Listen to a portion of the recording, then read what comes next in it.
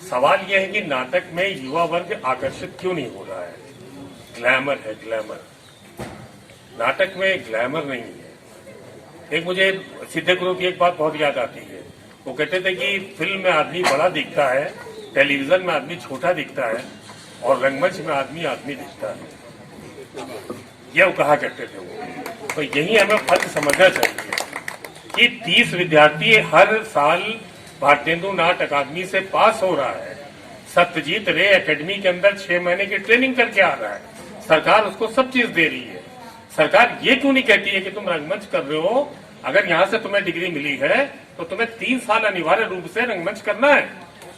NSG में ये नियम लागू होना चाहिए, भारतेंदु नाट्य अकादमी में ये नियम लागू होना चाहिए।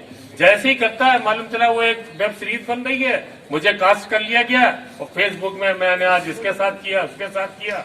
तो रंगमंच के प्रति उसका आकर्षण है ही नहीं।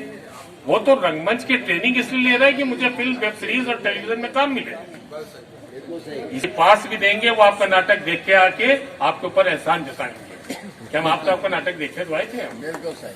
अगले 25 साल में कोई भी नेशनल स्कूल ऑफ ड्रामा से पास हुआ आदमी फ्रीलांस काम नहीं कर रहा, बिल्कुल नहीं कर रहा, बिल्कुल नहीं कर रहा। 15 लोग हैं जिनको कानपुर में हमने नहीं, मैं भी बता रहा हूँ, मैं भी रहना से लेके सतीश आनंद, बच्ची कौर, रंजीत कपूर सब फ्रीलांसर। मैं भी सन 75 से श्यामा जैन जी, कीर्ति जैन जी, राज जी डोसा, वनलता मेहता, उनके साथ मैंने बाल रंगमंच का अपना कार्यक्रम शुरू किया है। नाटक करना मैंने शुरू किया है और 90 तक मैंने किया। उसके बाद चूंकि शासकीय सेवा थी, मुझे समय नहीं मिलता था। मैं अपनी कला वसुधा पत्रिका में बार बार इस बात को उठा रहा हूँ कि हमारी सांस्कृतिक नीति बहुत स्पष्ट होना चाहिए। आप सबको सुन के आश्चर्य होगा कि 135 करोड़ आबादी के लिए भारत का सांस्कृतिक बजट क्या है।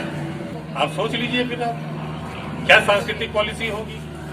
तो इसके लिए हमें आवाज उठानी पड़ेगी, एकजुट होकर आवाज उठानी पड़ेगी कि रंगमंच, आज बंगाल का रंगमंच हो या महाराष्ट्र का रंगमंच हो, वो इतना क्यों सशक्त है, जो वहाँ यूनिटी है। हमारे अभी मुझे प्रदीप भाई कह रहे थे लैग पुलिंग है, लैग पुलिंग भी बहुत है हमारे यहाँ। किसी को नहीं। कल राज बिसारिया जी के ऊपर दैनिक जागरण ने पूरा पन्ना निकाला। राज बिसारिया जी के साथ कितने युवा है, आज भी वो काम करने को तैयार है, लेकिन आए तो आदमी वो जहाँ 2 साल डिप्लोमा लेता भागता बम्बई एकदम। एनएसजी से 3 साल का ट्रेनिंग किया, भागा वो बम्बई। तो अगर वो रंगमंच के प्रति उसका कोई आकर्षण ही नहीं है, उसने तो समझ लिया कि ये तो एक सीढ़ी है, हम इसको पार करके निकल जाएं। तो इसके ऊपर जरूर मैं पृथ्वी थिएटर का भी ध्यान करूंगा कि हम लोग एकजुट हो जाएं और इस पे ऐसा करके हम लोग कोई प्रस्ताव भेजें सरकार को, भारत सरकार के संस्कृति मंत्रालय को, अपने उत्तर प्रदेश के संस्कृति मंत्रालय को, तब को तो बात बन सकती है। अदरवाइज तो रंगमंच जैसा चल रहा पिछले 50 साल से वैसे ही चलता रहेगा।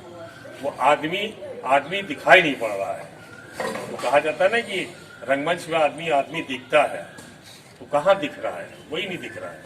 धन्यवाद।